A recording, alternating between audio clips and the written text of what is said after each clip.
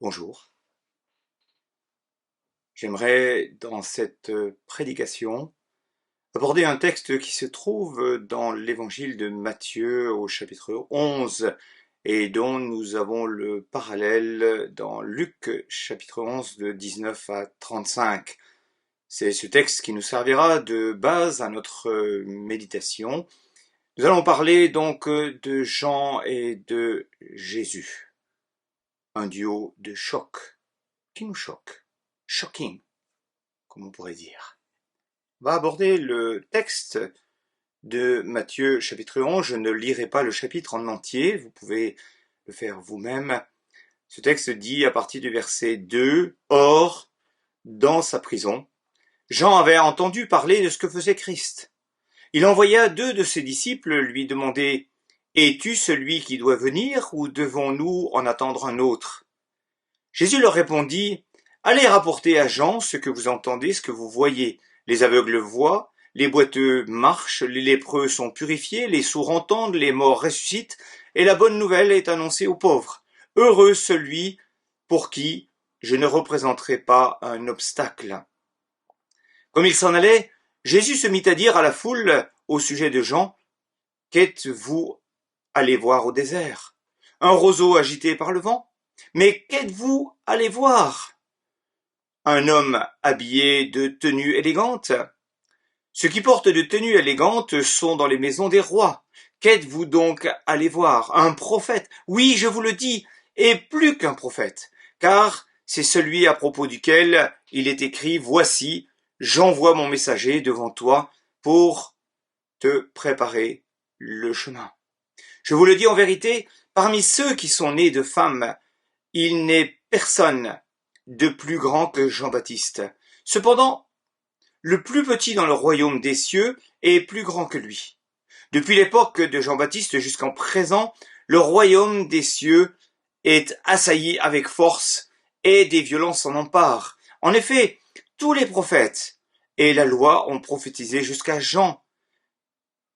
Si vous voulez bien l'accepter, c'est lui, l'Élie, qui devait venir. Que celui qui a des oreilles pour entendre, entende. Ce texte est fabuleux. Enfin, un côté fabuleux, d'une comparaison entre 2 grands personnages imposants, Jésus et Jean, et un côté qui nous laisse aussi sur notre faim.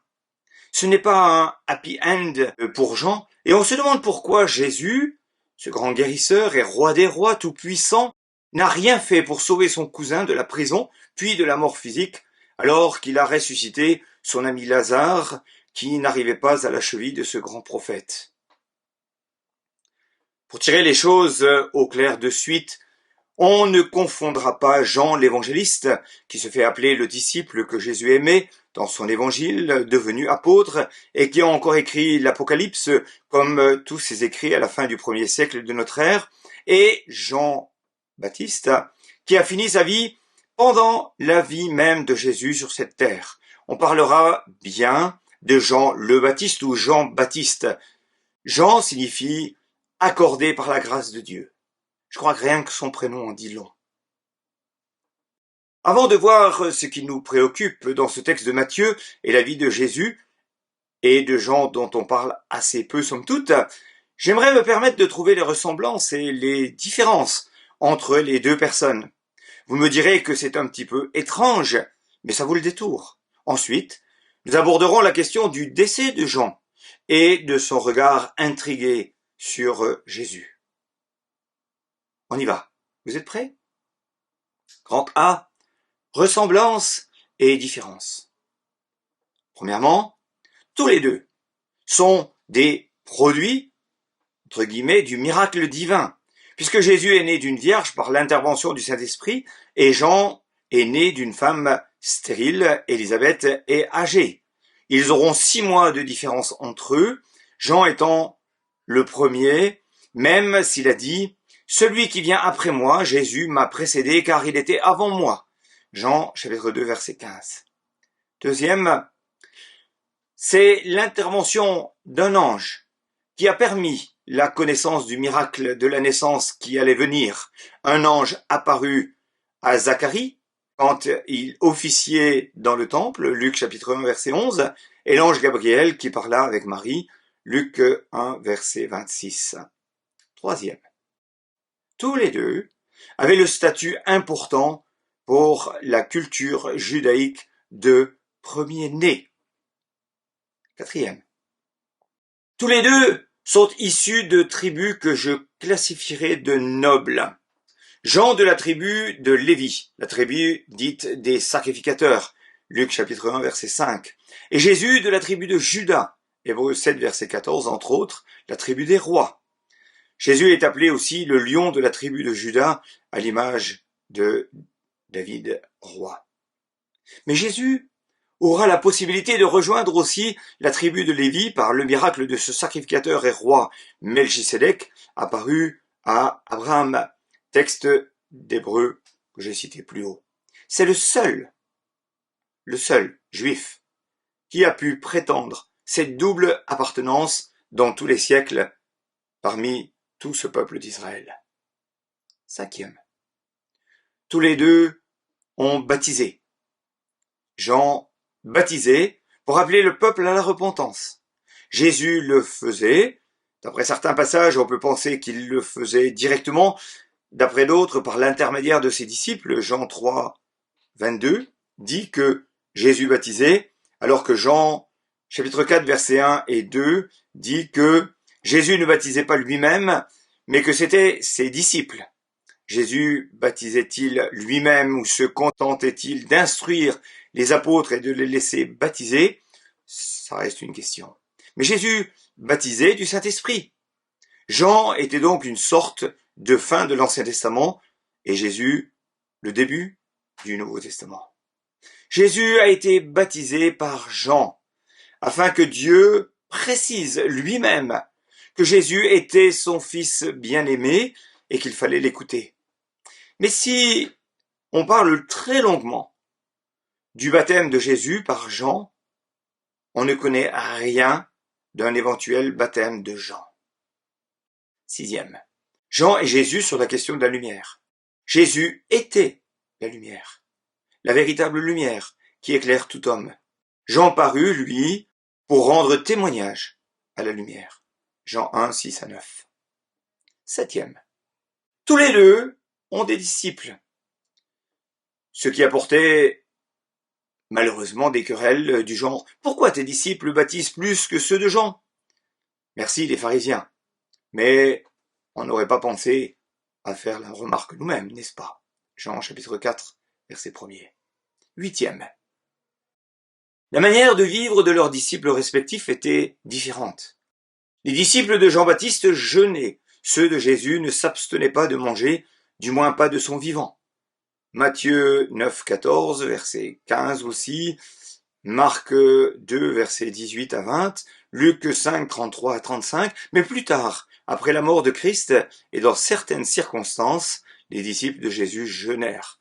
Acte 13, versets 2 et 3. Neuvième point. Tous les deux sont nés en Judée. Jésus à Bethléem et Jean, on pense que probablement il est né à Hébron. Dixième point. Tous les deux vivaient simplement. Jésus n'avait rien pour attirer les regards, Ésaïe 53. Jean était habillé comme Élie. Ce texte dit, ils lui répondirent, c'était un homme vêtu de poils et ayant une ceinture de cuir autour des reins. Et Acasia dit, c'est Élie le Tishbite de Roi 1, verset 8. Et concernant Jean, il est dit, il avait un vêtement de poils de chameau et une ceinture de cuir autour des reins.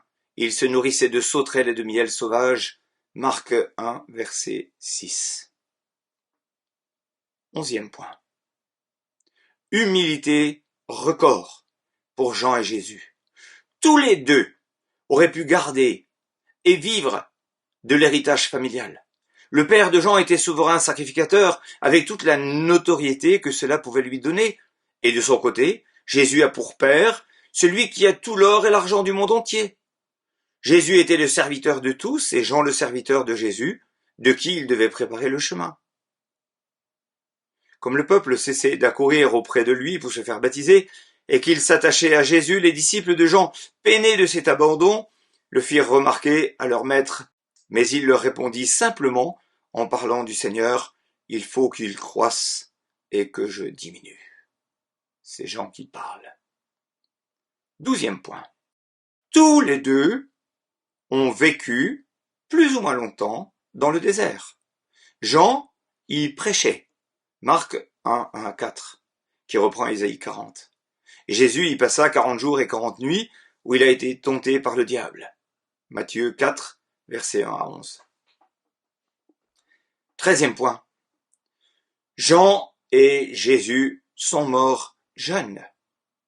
33 ans, dit-on, pour Jésus, et autour ou un peu moins de 30 ans pour Jean, puisqu'il serait mort au début du ministère de Jésus. Point numéro 14. Jean et Jésus, deux grands personnages. Jésus, le roi des rois, fils de Dieu, Dieu lui-même, va reconnaître publiquement que Jean est le plus grand des prophètes. Matthieu 11, versets 9 à 11. On l'associe facilement au prophète Élie qui allait venir et plusieurs textes en parlent. Jésus lui-même en a parlé.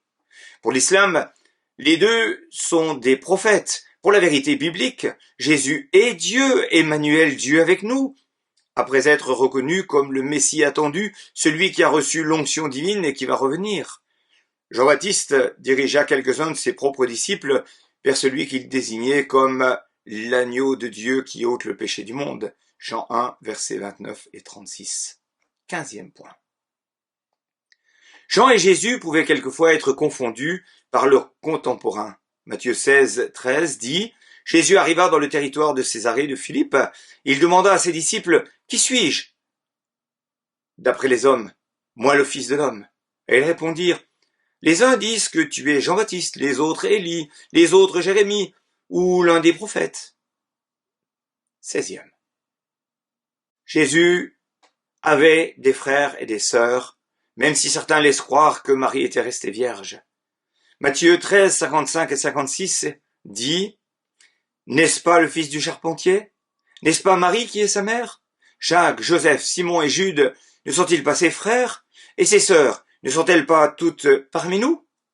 Notez au passage que Jacques et Jude sont ceux qui ont écrit les épîtres que nous avons dans le Nouveau Testament. Mais pas Jean, à ma connaissance. 17. Jean ne buvait pas d'alcool. Par contre, Jésus transformera l'eau en vin. Il mangeait et buvait avec les pécheurs. Matthieu 11, 18 et 19 dira « Car Jean est venu ne mangeant ni ne buvant, et ils disent « Il a un démon ». Les fils de l'homme, Jésus, est venu mangeant et buvant, et ils disent « C'est un mangeur et un buveur, un ami des publicains et des gens de mauvaise vie ». Jean, un vrai ascète, contrairement à Jésus qui vivait une vie normale parmi ses concitoyens. Luc 1, versets 13 à 17. Ta femme Élisabeth te donnera un enfant et tu l'appelleras Jean. Il sera pour toi un sujet de joie et d'allégresse, et beaucoup se réjouiront de sa naissance, car il sera grand devant le Seigneur. Il ne boira ni vin, ni boisson alcoolisée, et sera rempli de l'Esprit Saint dès le ventre de sa mère. Il ramènera beaucoup d'Israélites au Seigneur leur Dieu. Il marchera devant Dieu avec l'esprit et la puissance d'Élie pour ramener le cœur des pères vers leurs enfants et les rebelles à la sagesse des justes, afin de préparer pour le Seigneur un peuple bien disposé. 18. Jésus faisait des miracles, mais pas Jean. Matthieu 14, versets 1 et 2. À cette époque-là, Hérode le tétrarque entendit parler de Jésus, et il dit à ses serviteurs, « C'est Jean-Baptiste, il est ressuscité, et c'est pour cela qu'il a le pouvoir de faire des miracles. » Je ne comparerai pas Jean-Baptiste et Élie. Ce n'est pas l'objet de cette prédication. Mais certains passages sont troublants, comme celui de Matthieu 17, 10 à 13. Les disciples lui posèrent cette question, « Pourquoi donc les spécialistes de la loi disent-ils qu'Élie doit venir d'abord ?» Et Jésus leur répondit, « Il est vrai qu'Élie doit venir d'abord et rétablir toutes choses. Mais je vous le dis, Élie est déjà venu. Ils ne l'ont pas reconnu, et ils l'ont traité comme ils l'ont voulu. De même, le Fils de l'homme souffrira de leur part. » Et les disciples comprirent alors qu'il leur parlait de Jean-Baptiste. On pourrait aller de l'avant dans ces ressemblances, différences, mais une chose restera notoire. Jean a été mis en prison du vivant de Jésus. Jean aurait pu se défendre, mentionnant à juste titre qu'il était le cousin de Jésus et prétexter « Moi, j'ai quelqu'un de haut placé dans ma famille, et il va te détruire avant même que tu oses poser la main sur moi. » On peut comprendre sa descente en prison à cause de ses attaques répétées contre les péchés des notoires d'Israël. On accepte moins que sa tête soit posée sur un plat, comme cadeau d'anniversaire à une gamine qui a exposé ses atouts féminins devant le roi et ses convives. Mais pourquoi Jésus n'a-t-il rien fait? Il aurait aussi pu partir à la façon Élie, pour rejoindre Dieu dans un enlèvement assez discret, autant que spectaculaire. 2 Rois, chapitre 2, qui parle d'Élie. Non. Jean-Baptiste sera humilié par une mort par décapitation. C'est la fin de Jean-Baptiste. Remarquez que Jésus a aussi terminé sa vie dans une grande humiliation à vue humaine. Mort sur une croix, entre les 2 plus grands bandits de l'époque, en criant « Mon Dieu, pourquoi m'as-tu abandonné ?» Et même ses disciples l'avaient abandonné. Mais Jésus reste en tout supérieur à Jésus, comme il l'est d'Abraham et de tant d'autres mentionnés dans les premiers chapitres de l'Épître aux Hébreux. Jésus est le Fils unique de Dieu et il est Dieu lui-même. Dans mon deuxième grand point, j'aimerais revenir à notre texte et venir en particulier d'abord sur le verset 3 de Matthieu 11 qui me semble un petit peu troublant. Jean se demande si Jésus est vraiment le Messie attendu. On va lire du verset 2 au verset 6, où il est dit « Or, dans sa prison, Jean avait entendu parler de ce que faisait Christ. Il envoya 2 de ses disciples lui demander « Es-tu celui qui doit venir, ou devons-nous en attendre un autre ?» Jésus leur répondit « Allez rapporter à Jean ce que vous entendez et ce que vous voyez. Les aveugles voient, les boiteux marchent, les lépreux sont purifiés, les sourds entendent, les morts ressuscitent, et la bonne nouvelle est annoncée aux pauvres. Heureux celui pour qui je ne représenterai pas un obstacle. » La question, elle est troublante, parce que ça fait quasiment 30 ans qu'ils se connaissent, et que Jean a pu entendre la voix de Dieu, parlant de Jésus, « Celui-ci est mon fils bien-aimé » lors de son baptême. Il a pu aussi voir la colombe, Matthieu 3, 13 à 17. Jean a pu déclarer publiquement en voyant Jésus « Voici l'agneau de Dieu qui ôte le péché du monde » Jean 1, verset 29. Il a pu faire le parallèle entre ce que vivait Jésus, qui était conforme aux Écritures, qu'il connaissait bien lui aussi. Combien de fois est-il écrit que Jésus était ou faisait ceci ou cela selon les Écritures? Jean était muni du Saint-Esprit de Dieu, qui pouvait attester ces choses à son esprit, à la manière de Pierre dans Matthieu 16, 16 et 17. Jésus dira « Et d'après vous, qui suis-je » leur dit-il. Simon répondit « Tu es le Messie, le Fils du Dieu vivant. » Jésus reprit la parole et dit « Tu es heureux, Simon, fils de Jonas, car ce n'est pas une pensée humaine qui t'a révélé cela, mais c'est mon Père céleste. » Pourquoi à Pierre? Et pourquoi pas à Jean, dans cet instant où il en avait vraiment besoin dans sa prison? Pourtant, Jean était un grand homme de Dieu, avec un ministère particulier, celui de préparer le chemin de Jésus, du Messie, du roi des rois. Si Jean s'est posé la question, c'est que cela prouve, à mes yeux, que même le plus grand des prophètes peut aussi avoir un coup de mou dans sa vie chrétienne. Le doute l'a probablement envahi dans son état de prisonnier. Élie n'a-t-il pas eu un vrai moment de dépression après la destruction des 450 prophètes de Baal et le fait d'apprendre que Jézabel voulait le faire mourir? Je vous renvoie vers 1 Roi, chapitre 19. Si on se met à la place de Jean-Baptiste, on pourrait se poser les questions suivantes. Pourquoi Jésus me laisse-t-il croupir en prison? Pourquoi ne me fait-il pas partir miraculeusement de ce lieu vers le ciel, par exemple? Pourquoi ne fait-il pas justice contre Hérode et ne l'humilie-t-il pas en public? Ce ne serait que justice et cela prouverait que Dieu est vraiment avec Jean. Combien de chrétiens s'imaginent que le mal exercé contre eux par des personnes malveillantes va se régler par Dieu, mais sur cette terre? Qui ne s'attend pas au karma, comme ils disent? Ne vous est-elle pas arrivé de jubiler intérieurement quand une voiture vous a fait une crasse sur la route et que la police l'arrête 3 kilomètres plus tard? Désolé. Mais ça, c'est encore exercer sa propre justice. Pourquoi Jésus ne me permet-il pas de continuer mon ministère? Pourquoi ce sort alors que j'ai toujours fait la volonté de Dieu? Ou autrement dit, qu'ai-je fait à Dieu pour mériter cela?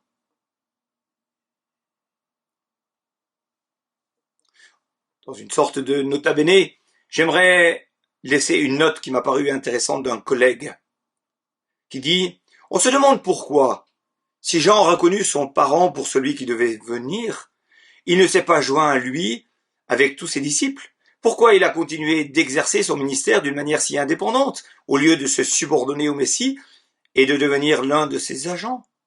Pourquoi, puisqu'il ne se considérait que comme le précurseur, n'a-t-il pas envoyé ses disciples à celui qu'il regardait comme le chemin, la vérité et la vie? Pourquoi n'a-t-il pas déclaré sa tâche accomplie dès le moment où le Saint-Esprit était descendu sur Jésus au bord du Jourdain? Il faut peut-être, pour le comprendre, admettre que le Baptiste a partagé jusqu'à un certain point le préjugé d'un règne temporel du Messie et les espérances d'une interprétation trop littérale que l'Ancien Testament avait fait naître chez les Juifs, même les plus pieux. Il se regardait comme l'avant-coureur officiel du roi du monde et pensait peut-être que son œuvre ne devait s'arrêter que lorsque le Messie lui-même se serait officiellement déclaré comme tel. Or, aussi longtemps qu'il voyait Jésus faire des miracles, prêcher, gagner les âmes à lui, mais vivre dans l'obscurité, dans le renoncement à lui-même, ne faire que des conquêtes spirituelles et souffrir, ce que, pour les disciples même du Messie, était encore une énigme impénétrable. Il pouvait croire que sa mission de préparateur n'était pas achevée, et refuser de licencier ses disciples pour les adresser à un chef qui ne se présenterait pas avec un caractère public. À sa mort, ses disciples continuèrent d'attendre le Messie, mais ils restèrent en l'état où Jean les avait laissés. Ils n'avancèrent pas en lumière, et leur secte, devenue stationnaire, ne fit pas un pas vers Jésus. La réponse de Jésus à Jean-Baptiste n'éclaire pas le débat. Jésus semble dire « Regarde, les miracles que je fais, n'est-ce pas suffisant ?» Et il ajoute « Heureux celui pour qui je ne représenterai pas un obstacle. » Comme diraient les enfants. Et bim, tiens-toi le pourdi. Point C. A-t-on une explication sur la non-intervention de Jésus sur personne en danger de mort? S'il apparaît clairement dans les évangiles que Jésus n'était pas pressé pour intervenir lors de la maladie qui a conduit Lazare à la mort, en vue de montrer la puissance de sa résurrection après 4 jours de tombeau, il y a des cas où les choses nous paraissent injustes. Voici quelques exemples. Le premier exemple que je vais citer se trouve dans Actes chapitre 12, dans les 9 premiers versets, où il est dit « À cette époque-là, le roi Hérode se mit à maltraiter des membres de l'Église, et il fit mourir par l'épée Jacques, le frère de Jean.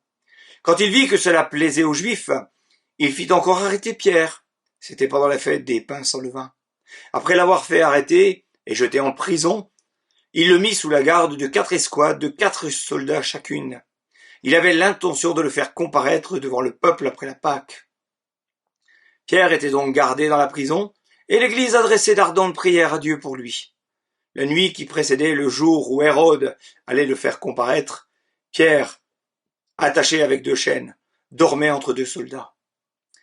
Des sentinelles postées devant la porte gardaient la prison.